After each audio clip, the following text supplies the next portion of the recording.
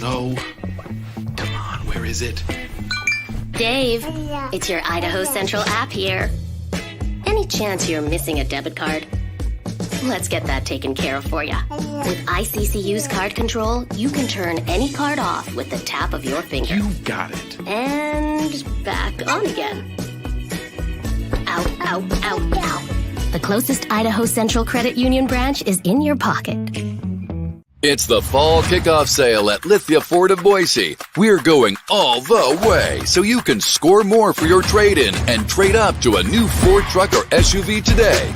Visit Lithia Ford of Boise, where Ford begins in Idaho.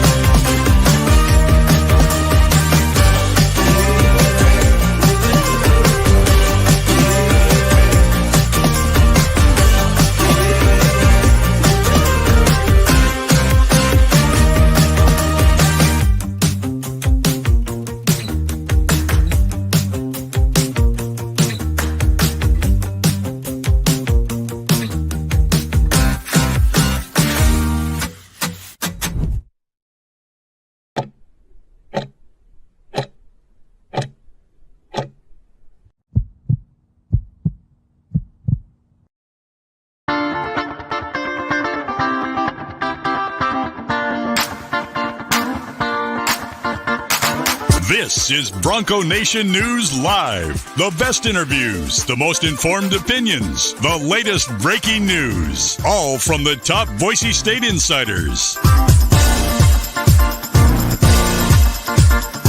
Bronco Nation News Live from BroncoNationNews.com is presented by RowPaint.com, the official paint and coatings company of Boise State Athletics. All Bronco Nation news broadcasts come from the Western Collective Studios. Head down to Western Collective's locations in Garden City or downtown Boise to try some of their delicious beers, including the Horseshoe Golden Ale, the first beer to support an NIL collective. Now, here's four-time NSMA Idaho Sports Writer of the Year, BJ Rains, with another edition of Bronco Nation News Live. Hey, how we doing, Boise State fans? Happy Friday to you here at Bronco Nation News, BroncoNationNews.com. We got our man Jay Tust with us, sports director at KTVB. We're going to talk some Mountain West basketball, some Mountain West football, and a lot going on here on a Friday of a bye week for the Boise State football team. The last Friday, Jay, with no game to talk about till hopefully like December 13th, I think it is. Which hopefully there'll be a game the following week or two. Yeah, right. Exactly. Yeah, for sure. I'll take it while we get it, man. And I know we've said this a number of times. I think 2 byes in a season is beautiful for everybody involved, and that the NCAA should try to work that into everybody's schedule moving forward, in my opinion. Yeah, no, I they could have played the 13th game, one extra home game, I guess, if they really wanted to, and I think it worked out nicely this way to do it the way they did. So, yep, I agree. For sure. Hey, we're going to talk basketball. We're going to talk football. We're actually going to do a little roundtable discussion. Mark Ziegler, San Diego Union Tribune, Jeff Grammer of the Albuquerque Journal. I chatted with both of those guys and recorded about a 15-minute chat on realignment and the league and everything with them. So we'll play that later in the show. But Jay, I know you caught up with Tyson Degenhart, Omar Stanley before they went down to Vegas for media days. I caught up with them down there in Vegas, and no surprise, Tyson Degenhart, Mountain West Player of the Year. Boise State picked you're saying my mic's hollow. Let me see what's going on here with my mic. I don't know if we should be good. I think I'll work on that. But Tyson Degenhart, Player of the Year, Boise State, the preseason pick to win the Mountain West. So a lot of high expectations for Boise State this year. Yeah, man, a lot of high expectations for Boise State this year. And real quick, it's funny because I asked Tyson about wearing 2, and I saw you posted a Prater column about it. So I tweeted something out late last night because it was kind of working off that. And, I'm right there with it, man. Number 2 is probably the most, it might be the most legendary number in Boise State sports now. For a long time, it was 11, but on the basketball side, you have Derek Marks and Obviously, Tyson Degenhart, you could argue the two greatest winners in Boise State basketball history both wore 2. And on the football side, a number of guys wore it, including, Ashton Jeanty, who's a Heisman contender. But it's awesome to see, BJ, when we go down and we cover Mountain West Media Days on the football side of it, you can't not find a way to ask about Boise State being picked to win the preseason poll, because they've done it every year. And most of the time, they just dismiss it. They've already done this. They have this conversation every single year. But to talk about it with the Boise State men's basketball team is something we've never done in our tenure of covering them, right? They've never been picked to win the Mountain West in the preseason poll.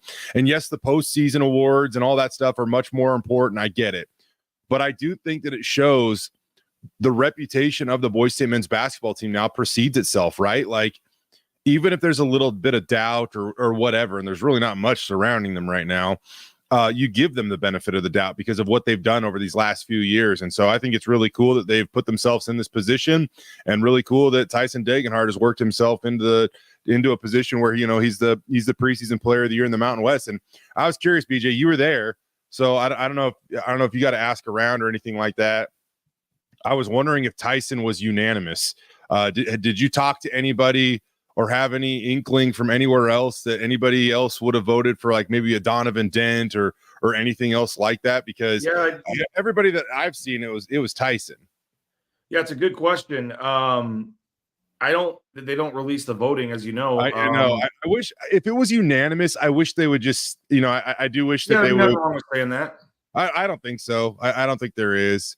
But maybe it wasn't unanimous. Maybe that's why they didn't say it. But man, I think everywhere you looked, there are 26 ballots, I believe, right? Something like that. 26 ballots. Yeah. And so I don't know if there was one that didn't have him, but I know most of them did have him. Yeah, I know. Even Jeff Grammer said he voted for Tyson over Donovan Dent. So, and that would be the guy, in the Albuquerque market that, I think the world of Donovan Dent. And if you wanted to go that route, that's fine. It'd be hard to argue it, but it feels like I don't know how many times it is unanimous going into a season, and it's unanimous. Yeah, actually in Prater's column, and hopefully folks will go read that, BroncoNationNews.com. Mike Prater wrote about the marketing efforts underway for Ashton Jeanty and Tyson Degenhart. He throws out there at the end of the column, Jay, not just retiring it in basketball, not just retiring it in football, maybe all sports. I mean, maybe number 2 should never be worn by a soccer player or volleyball player or anybody if these two guys have this year and they both end it the way they want. I mean, if Ashton Jeanty wins the Heisman and Tyson gets the scoring record and they go win a game or 2 in March Madness, like he's saying, man, across the board, would they ever consider it? And so interesting thought, but kind of cool. They're both number 2 and both killing it this year. Yeah, it's funny, man. So Tyson, and I didn't know this, man. Like, we've been covering Tyson forever, and I was joking around with him, like, what don't we know about you? Like, at this point in time, right? Like, I feel like we know everything there is about Tyson. And so maybe you knew this, but I didn't know this. And we were just joking around afterwards. And, he said that, him and Ashton, they rarely cross paths. Boise State football has their own facility, and it's basically across campus, or at least the athletic campus, to the basketball facility. But apparently number 2 was not Tyson Degenhart's first choice. Did you know that? Yeah, I think he said that on one of the Tyson Degenhart show episodes. I'm trying to remember what number it was, but somebody had it when he got here or something, I think, right? Pavle Kuzmanovic. Tyson wanted the number 13, and Pavle wore it. Then he wanted the number 24, but some guy named Abu Kijab had that number. I know another number he wanted was 4. And there's another number out there in between, and it basically just came down to his last selection was 2. And he's like, all right. And I love the fact that Tyson said after his freshman year, Burke Smith wore 4. But after his freshman year, he considered changing his number. And then he saw, some kids or whatever wearing a Tyson Degenhart 2 shirt. And he's like, I can't do that to them. And so there's no more Tyson Degenhart story than that one, by the way. Like, a guy that wants a different number, and he's like, no, I saw a kid wearing my shirt. I don't want to disappoint that kid, so I'm just going to continue to rock with 2. They were the very last interview I did. I was 4.5 hours of live coverage. We talked to every Mountain West coach, over half the players that were down there. So if anybody wants to go back on YouTube and watch those, you can. But our very last interview at like 12 o'clock, after been going straight for 4.5 hours, was Tyson and Omar, and it was their last interview too. And I said, hey, what kind? I kind of jokingly said, what kind of questions you getting? Player of the year, whatever. And then they said they got a ton of questions about the 0-10. That was a storyline down there, and the team being hasn't won an NCAA tournament game yet, and the 0-10 record, and that was apparently a big storyline with a lot of the other media outlets and people down there talking to him was the 0-10, and so they seemed I get it.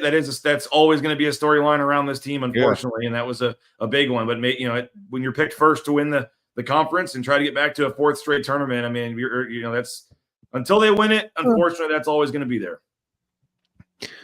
It's really the last thing that Tyson has left to cement his legacy. Does he need it? I don't know, man. I mean, to go to 4 straight NCAA tournaments, if they put themselves in that position, I don't know how you can't argue he's not the greatest to ever do it. But I guess maybe he leaves the door open to where if he doesn't win one, somebody else does. Maybe that's just the crack, in the door that somebody else could sneak through to one day obtain that title from him. But yeah, he's had a remarkable career, man. And I think he's gonna have a great season. I think Omar Stanley's gonna have a really, really good season. And going back before football season, somebody said, hey, who's like a player that, nobody's really talking about that is gonna be somebody we're all talking about. And I answered the question to that Ashton Jeanty, because as much hype as he was getting, I still don't think it was enough. And I guess that seemed to kind of prove true. I don't want to say that Omar Stanley's going to win the John Wooden Award or anything like that, but I'm telling guys like this guy's going to be the real deal this year. And I can't wait to see him even take the next step in his career. I love that we're already back, Jay, to the first 4 doesn't count. Bronco Ray says they aren't 0-10. I assume referencing that first 4 is not the tournament or whatever, but that's that. There we are. We're back. But it was a fun time down there, and again, we'll get back to basketball later in the show. I do have a roundtable, as I said, with Jeff Grammer, Mark Ziegler, and they went to 10 players this year. I thought, last year they only had 5 players on the preseason team. This year they added 5 and went to 10. And Boise State getting 3 of the 10 on the preseason team. I mean, Stanley and Degenhart are going to be obviously, massive first team All Mountain West type players for them. But I the guy that I think I'm super excited to see, and I think is going to make the biggest kind of game changing difference is Alvaro Cardenas, and to have him. And there was a big talk, and you can go back and listen to it. I'll probably clip it up at some point. But the San Jose State coach Tim Miles went out of his way on his own just to talk about how Cardenas is going to be a great fit at Boise State and how everyone's going to love him up there. And he was very, very complimentary of Cardenas, coming to Boise State. So other coaches around the league that when I asked them about Boise State, I mean, they called it a massive addition. So the other coaches know his impact. So I think Cardenas is going to be a big one. And I know he jumped in on one of your interviews there. I saw on Twitter, but he's a guy that I think is going to be a big time player for them this year. Yeah, for the record, I didn't get a chat with Alvaro because I wasn't on the docket, but it was funny because I was just trying to chat it up with Omar Stanley really quick, and he saw Alvaro over his shoulder and was like, "Hey, Alvaro, get over here." And then he called him, one of the best point guards in the country. And so that was pretty funny. How was Omar with you? He was good, a little reserved, kind of quiet. Yeah, he was just in kind of a mood that day. You could tell, feeling good, and he got Alvaro over there, and I think the words that he used to describe him were good googly moogly. So I don't know if we got to put that on a shirt or what, but they really believe in that kid. And I think the thing that stands out to me about Alvaro a little bit, BJ, is that just kind of he doesn't strike me as a guy that's like worried about feelings or anything like that. And I guess what I mean by that is, he's here to do work, man. And I know you've been to a few more practices than I've been to, but it's, you hear that. And also you see like the players like love him, So he strikes me as a guy that's just like here to do work, here to have the best season that he's ever had in college. and here to win really for the first time at a high level in his career.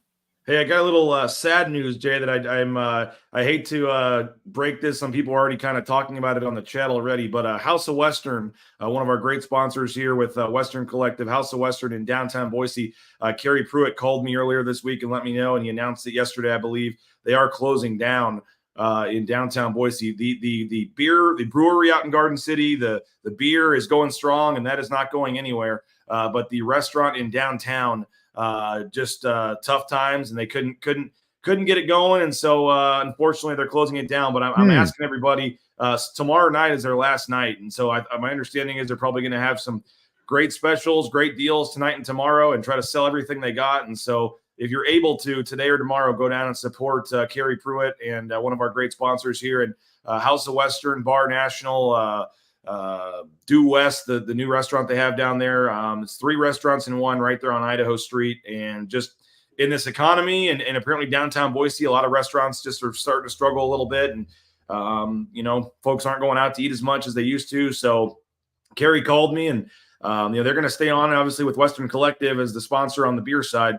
But if you can get out there tonight or tomorrow for lunch, for dinner, just stop by for a quick drink, a meal, and support them. Every dollar counts right now as they try to as they close this place down and try to get as close back as they can to doing what they need to do to take care of their employees and things. So just wanted to throw that out there. Western Collective, the beer side, the brewery, like I said, with the Horseshoe Golden Ale and the Orange Chaos Seltzer, that's all going strong, and they're continuing that. But the restaurant in downtown Boise is closing. Tomorrow night's the last night. So if you get a chance today or tomorrow, head on over there and support them. And head over there right now. Man, that place is awesome. That's a bummer. That's a bummer. That place is really, really cool. Yeah.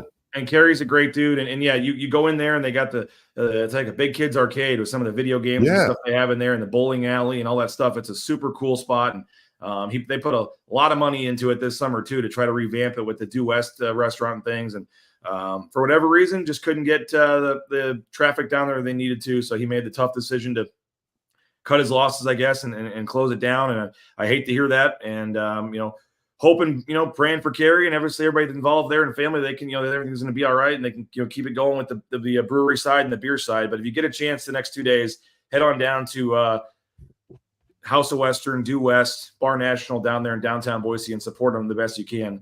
Again, Kerry Pruitt and Western Collective. Also want to tell you about a couple other great sponsors here. We'll switch to football, Jay. Roepaint.com, ROEpaint.com.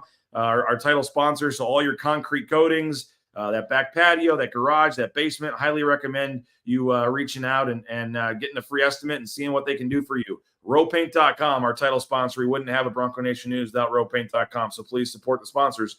And whether it's interior, exterior painting, if you're a business, they can do commercial, industrial, all your painting needs. Check out Roepaint.com. Next week, we should have a Tyson Degenhart show back.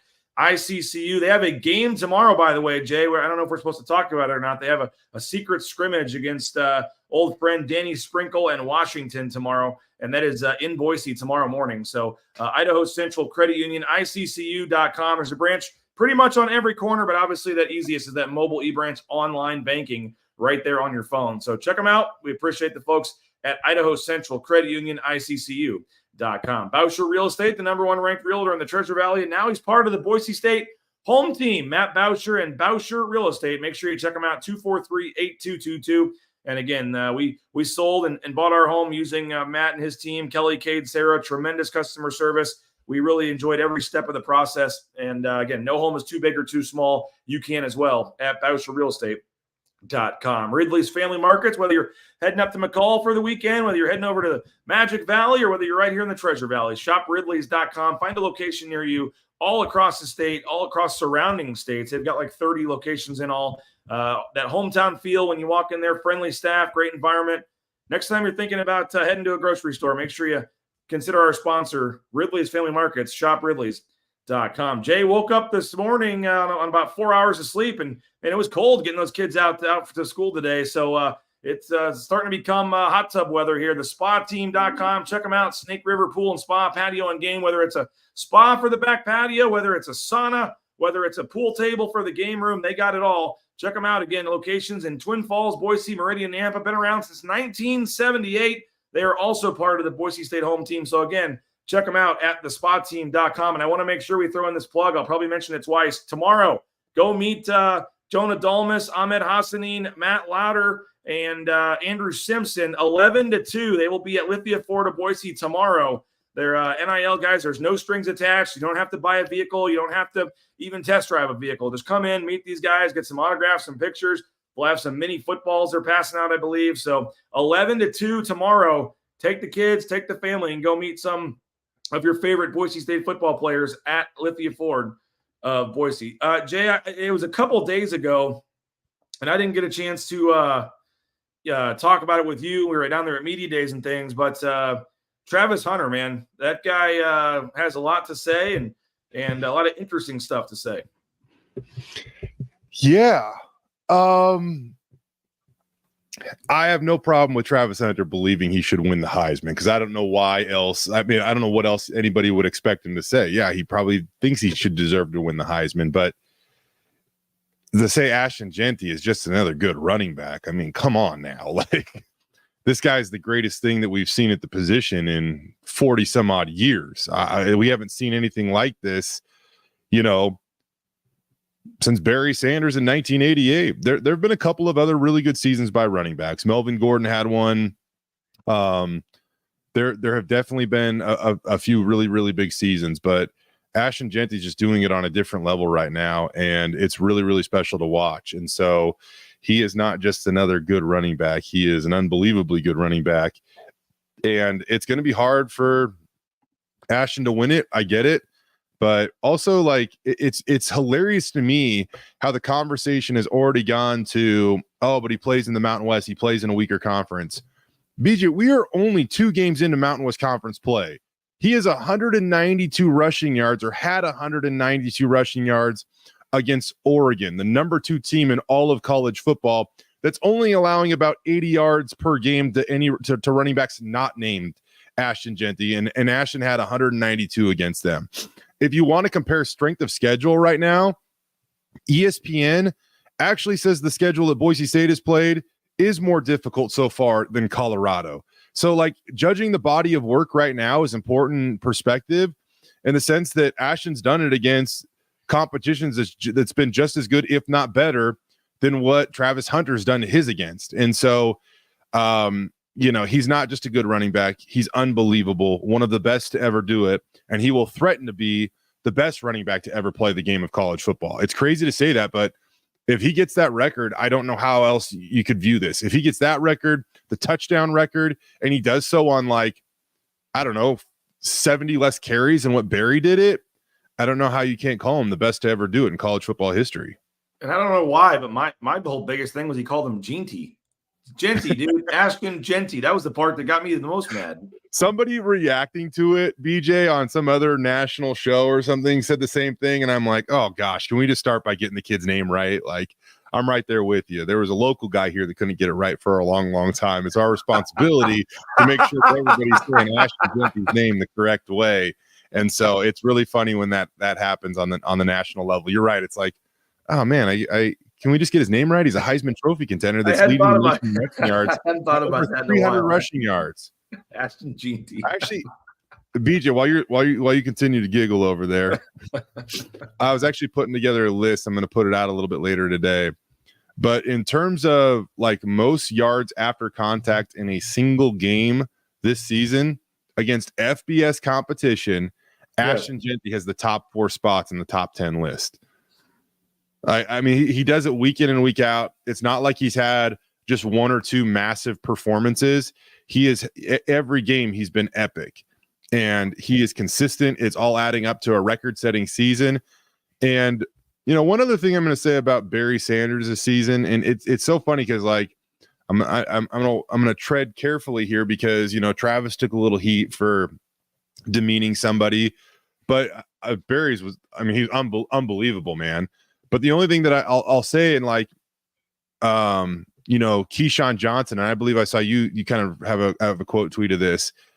He said, "Hey man, Barry," or when he was watching the game and we're talking about running backs out in the West Coast, he brought up Marshall Faulk And it wasn't his last season. It was second to last season at San Diego State. And he's like, even he couldn't win the Heisman. That was when Marshall finished second.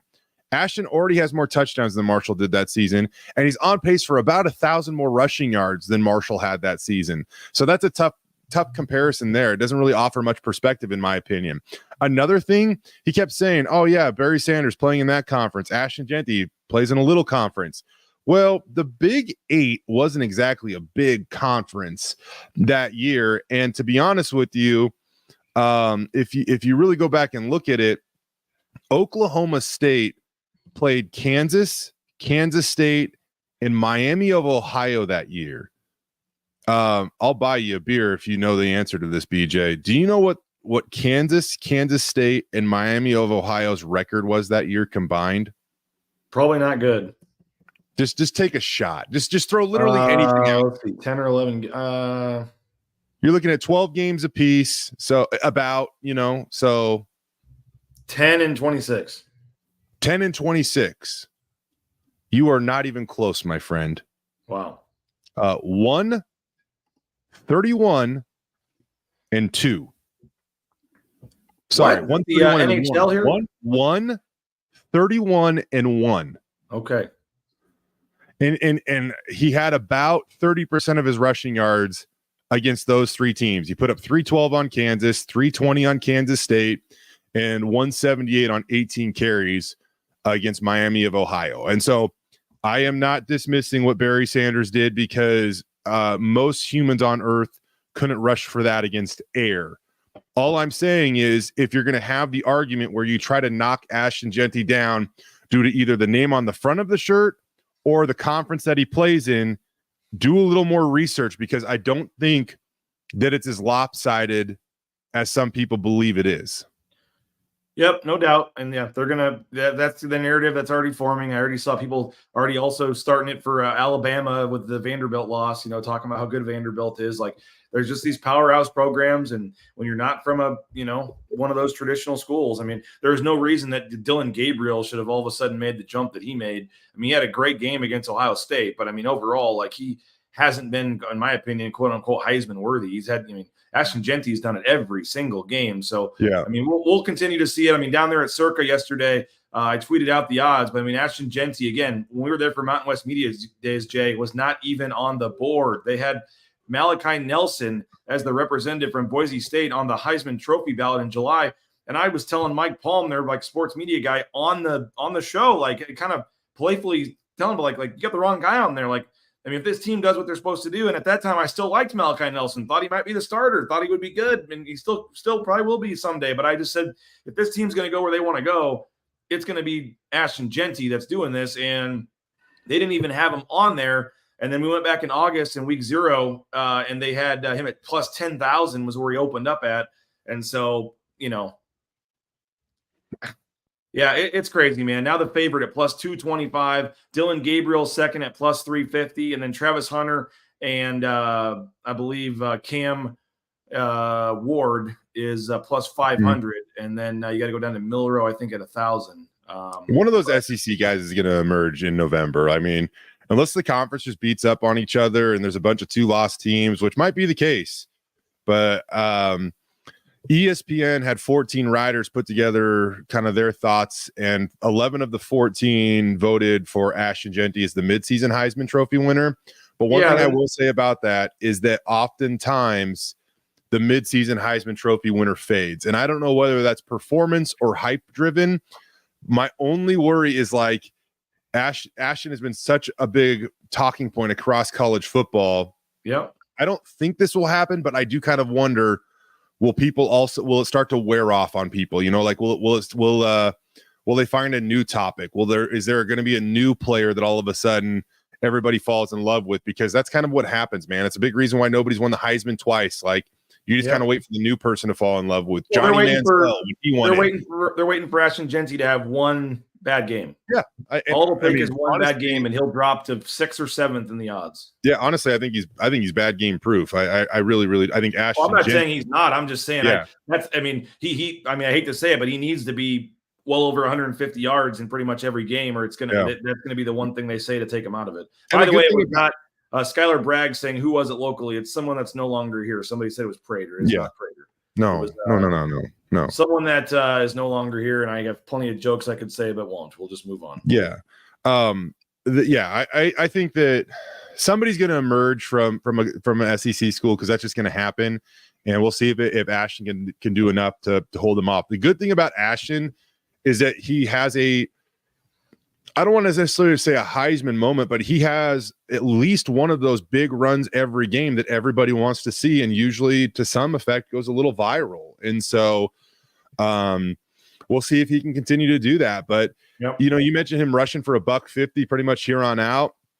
I'll say this: you look at the schedule the rest of the way, and I kind of thought that Boise State's November schedule, when it was originally laid out, was going to be kind of a cakewalk, but I just don't know if that's the case anymore. And I think that you're going to have to see Ashton Jeanty, as maybe we learned at Hawaii, play into the second half of some of these games a little bit more than I originally anticipated. I mean, this UNLV game is going to be a dogfight. San Diego State, I feel like they've kind of underachieved, but they're actually starting to play pretty good football as of late, and their defense is doing a pretty good job. Jeff Choate, man, in Nevada, they're going to come to Boise ready for a freaking fight. I mean, there's not going to be anybody more fired up to play Boise State this year than Jeff Choate and the Nevada Wolfpack. And then after that, you have 2 back-to-back road games. San Jose State's been pretty good this year. And then, I mean, I just don't know what to expect when you go to Laramie in late November, and it could be like 8 degrees out, right? So it just feels like, they might really have to use Ashton Jeanty the rest of the way here. And that'll be good for his numbers at the very least. Well, no game for Boise State this week, so I will be curious, Jay, how those Heisman numbers change with no game. Mm-hmm. I mean, do they go down a little? Do they go up a little? I guess it depends. How the other candidates do this weekend. But you look at the Mountain West, we do have a game 8:30 p.m. tonight. Fresno State is at Nevada, and who would have ever thought, Jay, when the season started, we'd get to a point today where the spread is less than a field goal. 2.5 points now at Circa, I believe, is Fresno State favored at Nevada. Nevada already has hit their over total, I believe, for the season. They are 3-4. You mentioned that game in a couple of weeks in Boise, but Fresno State at Nevada tonight. Tomorrow you get Hawaii at Washington State. New Mexico is at Utah State. Wyoming at San Jose State. Colorado State at Air Force. And then at 8 p.m., the game a lot of folks here will be tuned into or should be tuned into. 5-1 UNLV going to take on 4-2 Oregon State. Your thought on the Mountain West, I guess, as a whole, this weekend's games, wherever you want to take it, Jay. You look at Nevada really quick. They got 6 games left, and they're sitting at 3 wins right now. So they have to find a way to get to 3 wins. And, Fresno State, it might be the tipping point for them, because they still have to travel to Boise and UNLV. Those are going to be tough games for Nevada. Although UNLV, a rivalry game, who knows what happens. They got Air Force, who's really down this year. Colorado State, I don't love, but they're certainly capable of beating Nevada, especially because they host them. So that leaves them with Hawaii if they don't get Fresno State. This is going to be close for them to get bowl eligible, but I actually think Nevada does it. I think they get bowl eligible. Wow. You don't think they do? No, I'm just saying. I'm being amazed. I mean, the over/under was like 1.5 or 2 games or 2.5, whatever it was. And the fact that Jeff Choate's come in there, and I don't think anyone's super surprised, but maybe the fact that it's this good this quickly, for them to be 3-4 and even be talking about Nevada going to a bowl this year is just crazy. Yeah. Another team that I just feel like is just kind of a sneaky, not bad team is actually New Mexico. They've won back-to-back games after an 0-4 start, but they played a lot of those teams out of the gate a little bit early. A little disappointed that they opened up against Montana State and they had a big lead in that game, and somehow they couldn't finish it off. Now, Montana State, one of the best FBS teams in the country, I get it, but that might end up being the difference of them going to a bowl game or not. They do have a schedule, though, that would suggest they could get hot. Utah State, we've seen them. They have really, really struggled on defense this season, and that's a point of emphasis or an area where Bronco Mendenhall has New Mexico playing pretty well. They got a quarterback that is really, really underrated in my opinion. You know, I mean, you mentioned Montana State lost. The other 3 losses are at Arizona, at Auburn. Nobody's going to, say anything about that. And then they lost to Fresno State early in the season, or a couple weeks ago as well. But you're right, man. Utah State, they still play Wyoming. They still play Hawaii, Colorado State. Like, yeah, I mean, man. They could get.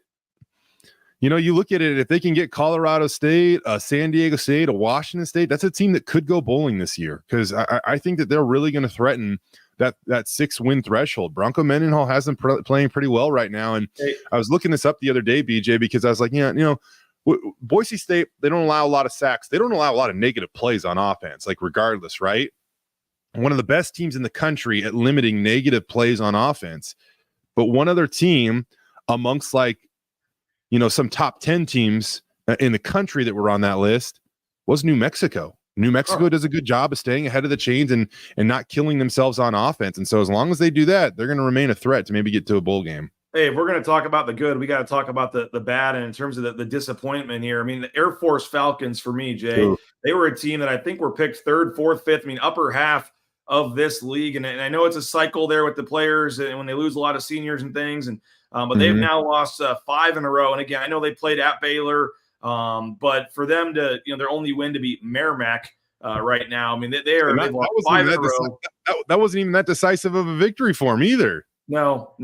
But to lose to Navy, to lose that, I mean, again, who would have thought at the beginning of the season they were going to lose by double digits to New Mexico? I mean, kudos to New Mexico, but for them, I think it was like 52-30 something. They beat them by double digits.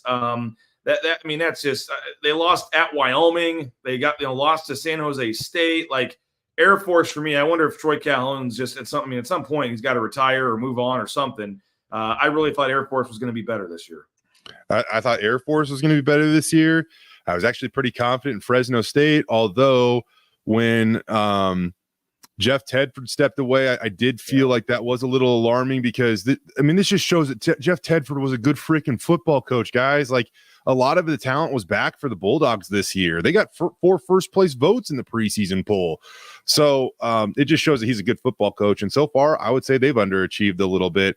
Air Force is underachieved. Utah State, I didn't expect them to be like good or anything, but like I didn't also expect them to be like really, really bad. I thought that they would be okay. I kind of saw that coming. They had some offensive weapons coming back, though. Like I thought that they would be competitive for maybe bowl eligibility. I know they got a lot going on with their coaches too, so I get it. I will say this: like I think I initially had them like 7th in my preseason media poll, and I literally think between the time we submitted those and made it to Vegas to see what it all added up to, they lost their head coach. Yep. Yeah, so that kind of changes things a little bit too. But so far, Nevada, New Mexico, San Jose State have all played better than I would say expected so far this year. Some great games nationally this weekend, Jay. Obviously, the big one is obviously Texas and Georgia. You've got Alabama and Tennessee. A lot of ranked games. Michigan plays Illinois as well.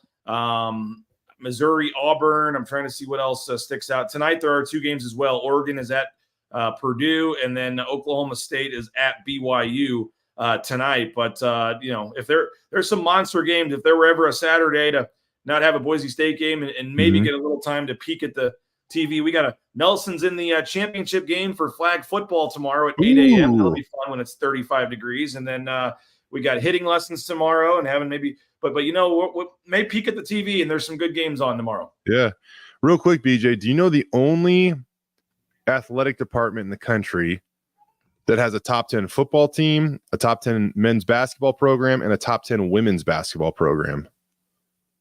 They are in the Big 12. Texas? They're not the fighting Will Halls of Iowa State. That's embarrassing. I just said Texas in the Big 12. They should be in the Big 12. That's stupid. They're not. I honestly, I didn't even catch that when you said that. Iowa State. Wow. And Iowa State and BYU are the 2 teams that maybe not this week, but those are the teams that Boise State fans need to lose a game. I mean, you need if you're Boise State and you have this dream of getting the first round bye, you got to finish ahead of the Big 12 champions. So you need Iowa State and BYU to lose a game here. But and I think at some point they might. But Iowa State's playing. I don't know, man. Well Iowa State. You look at their schedule, and I feel like at the very least, it's pretty manageable. UCF has kind of gone in the tank lately. Texas Tech, my alma mater, crushed those dudes. Kansas forgot how to play football again. Cincinnati's not bad. I watched them a little bit last weekend. Had a little extra time trying to kill during the day. Going to Utah won't be tough, and then they wrap up at Kansas State. So that could certainly be interesting. And just kind of looking at who BYU has left, Oklahoma State, 0-3 so far in conference play. Then UCF. I mean, Utah could be the one that really dictates this thing because they have to go to Utah. And after that, they got Kansas State, Arizona State, Kansas, Arizona State, and Houston. So BYU could be a real threat here. And if they don't have a bad day at the office, they could be a real threat to go. I mean, you look at that schedule, they could go undefeated, BJ. I mean, they really could in that schedule. They could go undefeated, or at the very least, wind up 11-1 at the end of this thing. And we'll see if that would be enough for Boise State to be able to jump them. But I just don't know. Yeah, a lot to go, but a weekend for, I'm sure I haven't seen the graphics of it. It was flying late last night, whatever. I don't know if they put any graphics out or anything, but I would assume yesterday or maybe this morning, a lot of the coaches for Boise State are heading out to Texas and California and everywhere else probably to go watch games tonight and do a little recruiting. And then they'll take I'm sure the players maybe get a day or two off this weekend, I would assume, and then they'll be back at it. Getting ready for the home stretch here, Jay. UNLV, a big game next week. We had a really, really cool announcement that I'm not quite ready to make yet. But I will say next Friday, if you are going to the UNLV game, we are doing a massive party. It is actually going to be at the D. They have a bar on the second floor called Bar Canada. It's a perfect area. It's got a sports book right there, a lot of TVs, and it's got more tables and chairs that kind of host a big party like ours. So it's right on Fremont Street, a block away from Circa. But if you are coming down to the game next weekend, everyone is welcome. And I think you're going to get a free drink or two if you're wearing Boise State stuff. Still trying to confirm that. But anybody that's going there, make that your pregame party. Make that your pregame spot. There's a whole 50-plus people on the True Blue travel package we put together. They're going to be there. Johnny and Prater will be doing their show from there. I'll be there. It's going to be a lot of fun. So next Friday, make plans now, 3 to 5:30. 3 to 5:30 down in Las Vegas. We'll tell you all about it next week as well. But we'll be down there at Bar Canada inside the D. I know we've been advertising it as Circa, but the party's getting too big, and there's a better spot for us over at the D. So that's where we will be at Bar Canada at the D next Friday. And then, Jay, let's just say the following week, San Diego State, there may be a big visitor or two from Circa coming, making their way to Boise for the San Diego State game. So nice. I'm not quite ready. It's happening. I'm just not quite ready to totally give the details or announce it yet. But there's going to be we're going to need all of Bronco Nation to show up to the San Diego State game for a little pregame party because there may be some fun at that one. Looking forward to that. But Jay, I did a roundtable with Mark Ziegler and Jeff Grammer. I'm going to play that here in a minute. But any final thoughts from you, sir? No, enjoy the weekend, man. Because it could be a wild ride up until about Christmas. So hopefully past that. Enjoy the weekend. Hopefully past Christmas. Good point. Maybe the new year. Appreciate it, Jay. Later, buddy. Yep, have a good weekend. There he is, Jay Tust. Make sure. What's the big high school game tonight? Big high school game tonight. Actually, the schedule played out pretty perfectly here locally. Timberline travels over to Rocky Mountain. That's a big game. Rocky Mountain's quarterback is actually a transfer from Timberline. Wolves are 5-2. Rocky's undefeated. The winner of that could end up in the 5A SIC championship game, I believe, or 6A SIC championship game. And then on the flip side, the other division, Bora and Eagle are playing, and the winner of that could advance. So it kind of worked out perfectly for the end of this thing. I do think Rocky and Eagle make it through, but there's a reason they play the game. Well, we'll be watching. Make sure you watch all the various KTVB newscasts, sportscasts. They'll be covering all the high school games and stuff tonight and throughout the weekend. Jay, we'll see you Monday for Spencer Danielson's press conference, and then we'll talk to you Tuesday. Sounds good, brother. There he is, Jay Tust, best in the business. I think 12-time Idaho Sportscaster of the Year, Emmy Award winner. best in the business. We appreciate Jay for jumping on at Bronco Nation News. Hey, want to thank Taco Bell. And again, we have some other the show is not over, so don't go anywhere. We have plenty left to get to here on the show, including our roundtable from the Mountain West. We were just saying bye to Jay. But TacoBellWorks.com, the SON Management Group, the Nicolason family, we appreciate them. And again, how good is Taco Bell? Again, I told you this, but last week I saw the owner and his family eating there. I mean, there's 50 million restaurants in town, and the owner of Taco Bell goes in and eats at his own restaurant. That tells you all you need to know about how good Taco Bell is. So great food, great prices, and they are hiring. So check them out if you need a job. They got some great benefits and things. TacoBellWorks.com. Speaking of jobs, how about the trucking industry, transportation compliance service? Jump on into the trucking industry, and they can help you with the permits, overweight, DOT, everything you need to get into the trucking industry. They can help you out at Transportation Compliance Service. The Blue and Orange Store, they got the Ashton Jeanty hats, they got the Ashton Jeanty shirts, all kinds of stuff for Ashton Jeanty and the NIL game at the blueandorangestore.com. So you want to support Ashton Jeanty, support the sponsors, you can do it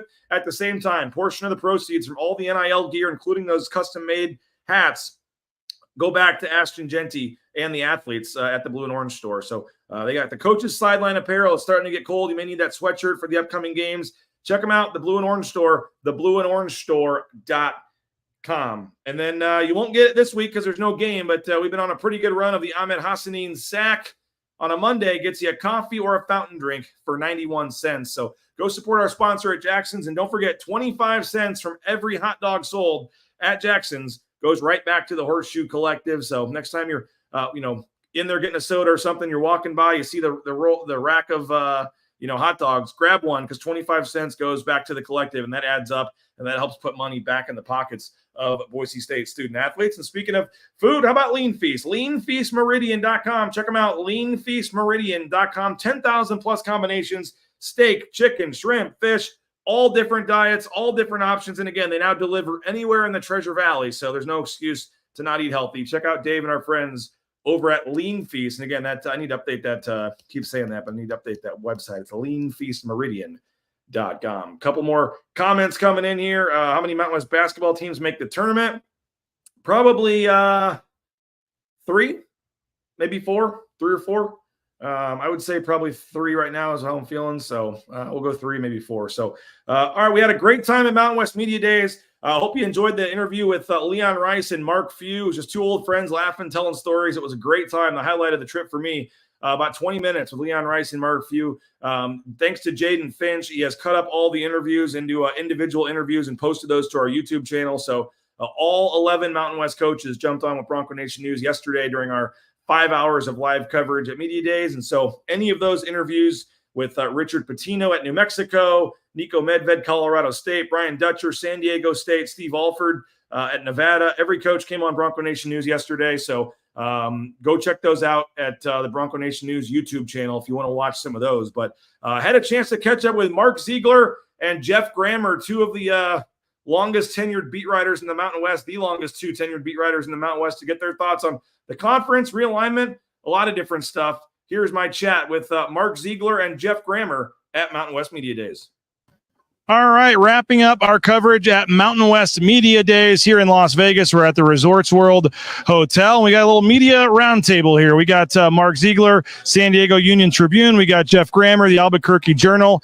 Appreciate you guys. Been fun the last 12 years being in this league to get to know you guys, call you guys friends, and fun that we get a little joint interview here for 10, 15 minutes.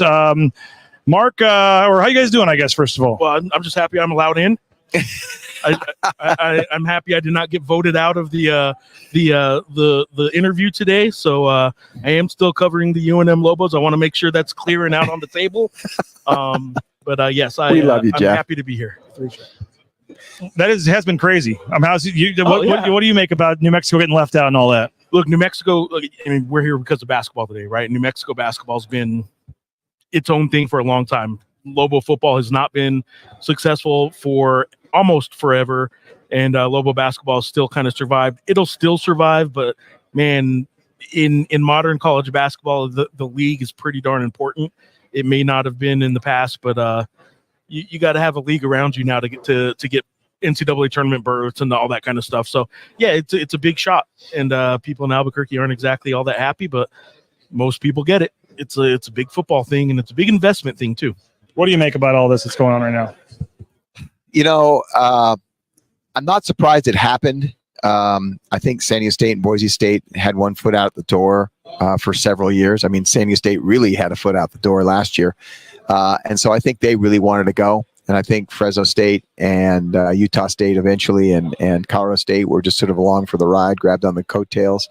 A little sad that there wasn't a little bit more negotiation with those schools coming back to the Mountain West. I think they could have kept the league together and kind of frozen out Oregon State and Washington State and kept the thing strong and been in a position of strength. But I just think, San Diego State, Boise State needed a win, or what was perceived as a win, and this was perceived as a win, and so that's how it happened. You still think Memphis is possible, or what's next for the Pac? I think they're going to go after Memphis. I think not immediately. I'm sure there's an open line of communication. I think they need to go to TV partners, potential TV partners, and get some numbers, some hard numbers that they can take to Memphis. Memphis is a tough spot though, because if the finances start to work for them, the numbers start to work, the logistics don't. And this league has become very, very Western centric. If it had been, 3 or 4 Mountain West teams and 3 or 4 AAC teams, and it was spread, maybe a Conference USA team, and it was spread across the country, then everyone would have to travel a little bit.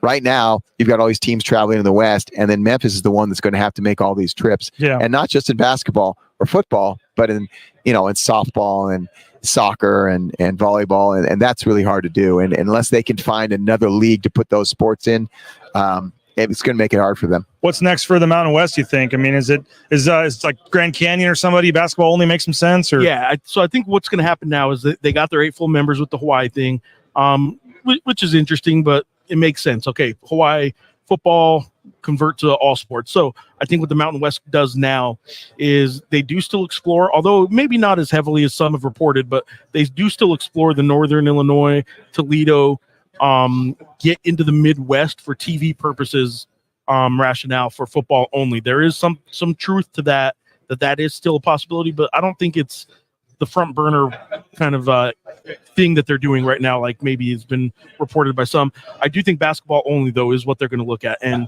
if Gonzaga's leaving the West Coast Conference, and that conference is not what it once was, then the Mountain West has an opportunity to look at a couple schools in the West Coast Conference and say, look, are you interested in basketball only? Because frankly, what I think, and again, I'm the guy that covers basketball, so I know there's a little bias here. The Mountain West lost an opportunity a decade ago to really double down and make basketball a powerhouse league in basketball. They could have positioned itself a little better rather than, look, all the money's about football. We get that, right? But rather than sort of chase that and try and build up all the football, they could have doubled down and said, okay, we get that, and we're not going to forget about football, but we can make this a basketball program or basketball conference that could have been more attractive to Gonzaga 5 years ago. Yeah, like the Big East. Like the Big East. It could have been more Big East did that. Yep. To Grand Canyons and St. Mary's as basketball-only kind of opportunities, stuff like that. I think the Mountain West, if I would say they kind of really stumbled somewhere, I'd say that's where it is. I think they could have made this a basketball league a decade ago. Well, how do you think the next 2 years play out, until we get to that point? Obviously, I know Richard Pitino has been making some comments on, we're done rooting for those teams, whatever. Yeah. And he came on our show, during the coverage this week and talked about, it's not happy about it. I'm bitter, whatever. I mean, how do you think they just survive as a league in the Mountain West here with these teams, and particularly, I guess, in basketball, going to some hostile venues and stuff over the next couple of years? I think in the next 2 years, it'll be look, the Pit's going to be the Pit still. I think Viejas is going to be Viejas. I don't know that it'll be a whole lot different, but that's why I think this could have been a basketball league, is because those venues were going to give you hell about something anyway, right? They were gonna be that way anyway. It might be a little more hostile. The teams that are staying in the Mountain West sure would love to see another 4 or 5 bid season next year. I don't think it'll happen this season, but one more 4 or 5 bid. Give us all those unit shares and they stay with the league. They sure would like to see that. And, the Pac-12, it's going to be a pretty good basketball league. We know that, but I really think, in talking to people, I know you've been talking to a lot more people about this than I have. I really think in hindsight, a month from now, a year from now, something like that, people are going to look back at this and think the realignment could have been done better, where if you want to relegate or kick some teams out or whatever you want to do, that could have been done. I don't think the dead weight argument that you had to go to the Pac-12 to get rid of the dead weight, I don't think that was the only option. I think there were some options that the Mountain West could have survived by building the Mountain West and dropping dead weight rather than sort of splitting it a little bit and the way they did. What's your take on just this league this year, basketball wise? And obviously they're not getting 6 in again, but what do you make of the league this year? Two thoughts. One is, it's not last year's league. Everybody lost a lot of players, and the players coming in, I don't think have the same. I mean, they're not proven. And so we'll have to wait and see on that. But I think every team probably took a little bit of a step back. Even Boise State, I don't think they had the depth maybe that they had last year, and they're missing a guy like Max Rice who won them a lot of games. Just those special clutch guys. Abo's gone too, yeah. Yep. I know Cam was a big part of that team internally. So I think there's a lot of question marks. I don't think it's obviously not going to be a 6-team league. I think maybe a 2-team league, possibly get a third in there. My second thought is I'm really interested to see how the metrics play out this year with the 20-game schedule, see if it affects it. Maybe it does, maybe it doesn't. And also on a broader scale, when we get to Selection Sunday, the Big East was furious. They got 3 teams in last year. The ACC got 4. Both those leagues were very vocal. And so if they're being vocal with media, can you imagine what they're being with the selection committee behind the scenes? And they carry a lot of juice. When Dan Hurley's mad, they're going to listen to him. And so I think it's going to hurt bubble teams in the Mountain West next year. I think, they've gotten there 2 or 3 years. They got some bubble teams in. I don't think they will. So I don't think they'll get the benefit of the doubt because those other power conferences are going to say, hey, it's our turn. So I think those are 2 things kind of working against the league this year. Still, that said, I'm listening to coaches talk today. I'm looking at some of these players. I'm going, man, it's still a pretty good league.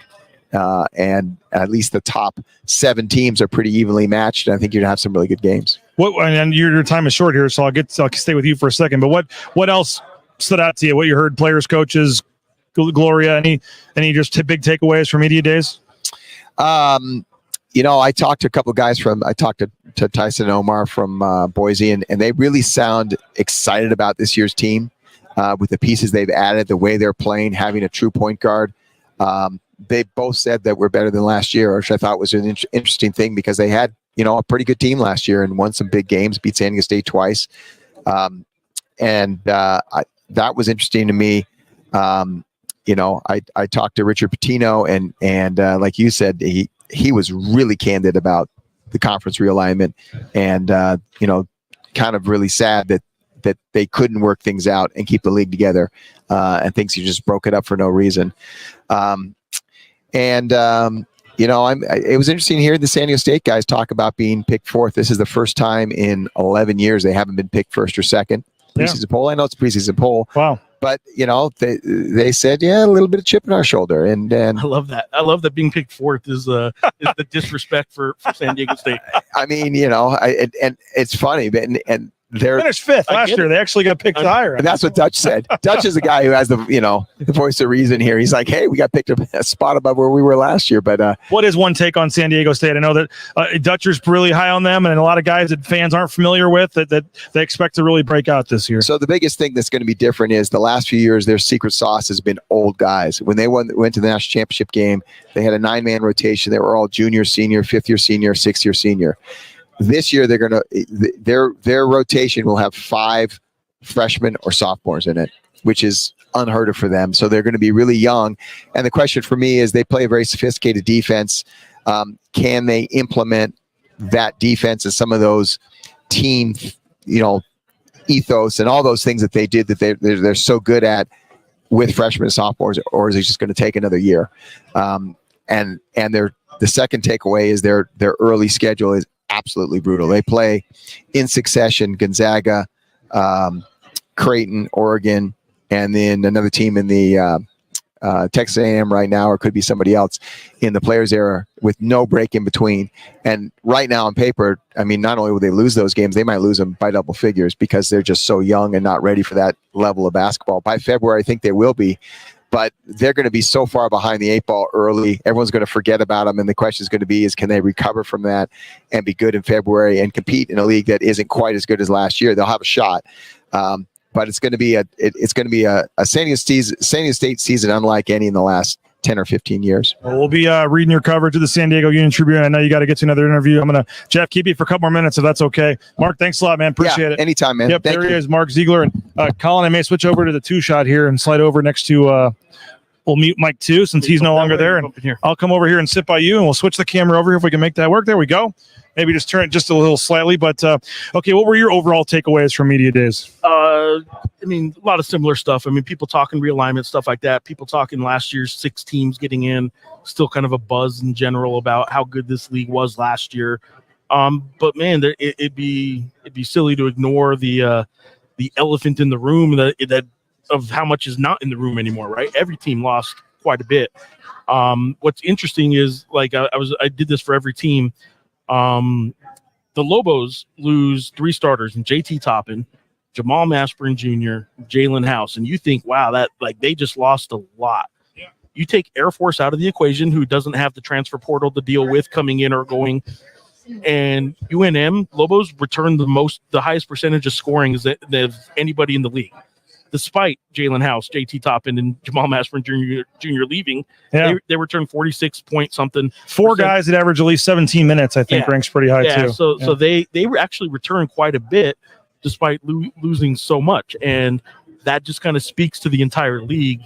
Everybody lost an awful lot, and San Diego State, of course, is the one that lost the most in that top group of 7 anyway. I know Fresno State and Wyoming, they're basically complete rebuilds right now, but in that top 7 grouping of teams, San Diego State's I think Mark said it best. It's going to be a season unlike any other that they've had. I mean, it will be interesting to see who they lean on. I mean, even last year, maybe Lamont, after hitting the shot 2 years ago to get him in the Final Four to get into the championship game, Lamont Butler maybe he wasn't what people thought he was going to be in terms of a great lead guard and all that, and he was really good still. Sure. But you knew who was coming back every year.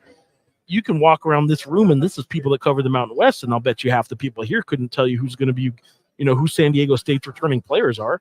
It's because they just don't have any this year like they have in the past. So, Dutch talked a little bit to me about that. I asked him, I said, does the coach in you almost like the fact that you're starting from scratch and you just get to put your imprint on it from the start? And he said, no, I'd rather have 3 or 4 year guys that I've been doing that with for 3 or 4 years. Sure. It'll be interesting to see the San Diego State part of it. The poll came out a lot like my ballot did. I had Boise State 1, New Mexico. Yeah, me too. 2. I did have Nevada 3. I actually think Nevada's a little bit. I did some tiers, and I think Nevada's a little bit off of New Mexico and Boise State this year, but I also think Nevada's ahead of the next grouping of teams, which includes San Diego State. So I think Nevada can be really good, but I think that group of 4 after that, San Diego State, Utah State, UNLV, and Colorado State, all kind of, you could do it in any order you want. And maybe one of those 4 get to the tournament? Maybe. Yeah. Bronco Nation News is presented by rowpaint.com, Idaho Central Credit Union, Taco Bell, by Lithia Ford, The Blue and Orange Store, Western Collective, by Jackson's, Snake River Pool and Spa, Transportation Compliance Service, Bauscher Real Estate, Ridley's Family Markets, by Circa Las Vegas, Lean Feast, and by Timberstone Golf Course. Getting in, still kind of a buzz in general about how good this league was last year. But man, it'd be silly to ignore the elephant in the room that of how much is not in the room anymore, right? Every team lost quite a bit. What's interesting is, like, I did this for every team. The Lobos lose 3 starters in JT Toppin, Jamal Mashburn Jr., Jalen House, and you think, wow, that like they just lost a lot. Yeah. You take Air Force out of the equation, who doesn't have the transfer portal to deal with coming in or going, and UNM Lobos returned the highest percentage of scoring of anybody in the league. Despite Jalen House, JT Toppin, and Jamal Mashburn Jr. leaving, they returned 46 point something. 4 guys that average at least 17 minutes, I think, ranks pretty high too. So they were actually returned quite a bit despite losing so much, and that just kind of speaks to the entire league. Everybody lost an awful lot, and San Diego State, of course, is the one that lost the most in that top group of 7 anyway. I know Fresno State and Wyoming, they're basically complete rebuilds right now, but in that top 7 grouping of teams, San Diego State's I think Mark said it best. It's going to be a season unlike any other that they've had. I mean, it will be interesting to see who they lean on. I mean, even last year, maybe Lamont, after hitting the shot 2 years ago to get him in the Final Four to get into the championship game, Lamont Butler maybe he wasn't what people thought he was going to be in terms of a great lead guard and all that, and he was really good still. Sure. But you knew who was coming back every year. You can walk around this room, and this is people that cover the Mountain West, and I'll bet you half the people here couldn't tell you who's going to be, who San Diego State's returning players are. It's because they just don't have any this year like they have in the past. So, Dutch talked a little bit to me about that. I asked him, I said, does the coach in you almost like the fact that you're starting from scratch and you just get to put your imprint on it from the start? And he said, no, I'd rather have 3 or 4 year guys that I've been doing that with for 3 or 4 years. Sure. It'll be interesting to see the San Diego State part of it.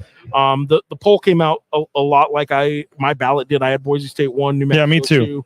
I did have Nevada 3. I actually think Nevada's a little bit.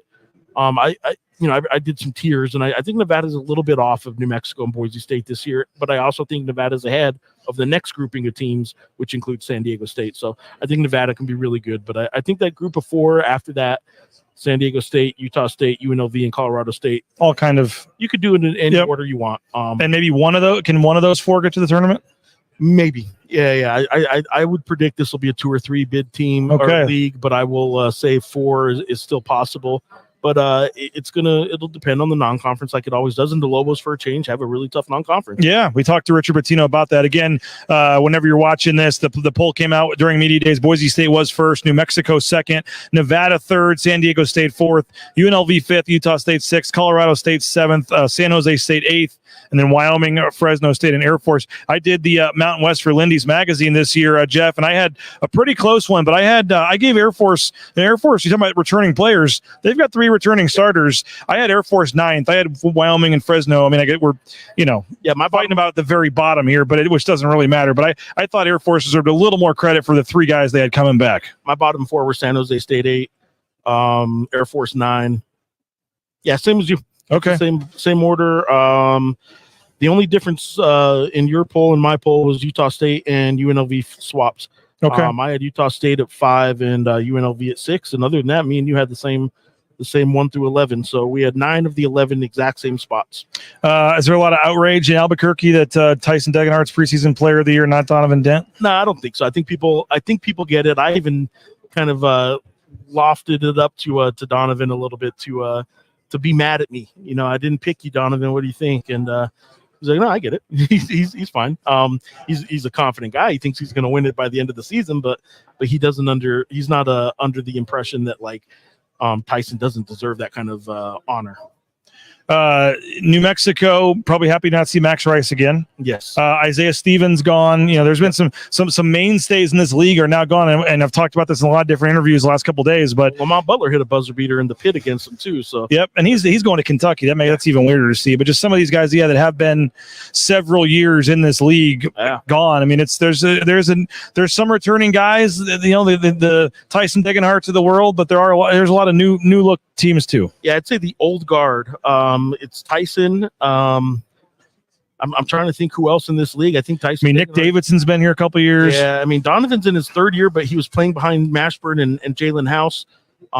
So he wasn't, as a freshman, maybe that big. If you're talking about guys that have experience-wise, Tyson Degenhart's the old guard in this league. Alvaro Cardenas has been in the league, but Xavier Dussel, third Mountain West team. He's put in his time. So, it's going to be a new look league for the most part, for sure. I do think, Dutch made a good point about, in terms of the Lobos and what he likes about UNM is he likes them. He said, when you're strong up the middle, point guard and center, he likes a team that's starting that way. And Donovan Dent at their point guard and Nelly Jr. Joseph back at their 5 at the center spot. They kind of build in on the outside, right? The shooting guards and wing spots and power forward, which is really a stretch forward now.